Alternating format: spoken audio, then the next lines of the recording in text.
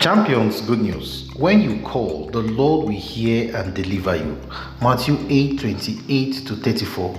When Jesus reached the country of the Gadarenes on the other side, two demoniacs came towards him out of the tombs, creatures so fierce that no one could pass that way. They stood there shouting, "What do you want with us, Son of God? Have you come here to torture us before the time?"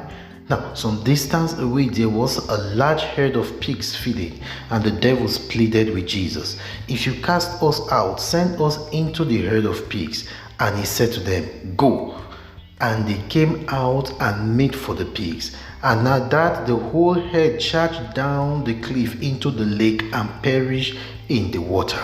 You see, beyond the loud cry of the demons, the cry of the men for deliverance reached to God. The psalmist says, "This poor man called and the Lord heard him." That is Psalm 34.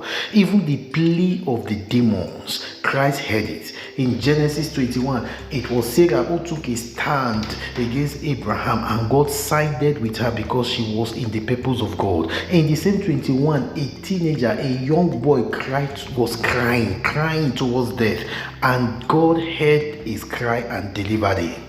Child of God, God will hear you if you call out to him today. Don't keep your mouth shut before the Lord.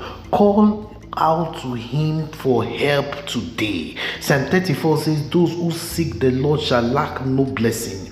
Do you lack blessing in any area of your life? Call to God for help today. You are a champion. It's the middle of the year. Where do you see lack of blessing in your life? Join us in the retreat on the 8th and on the 9th by 7 p.m. and begin to call to God for help. He is attentive. He will hear your cry and bless you. Call to the Lord today. Shalom.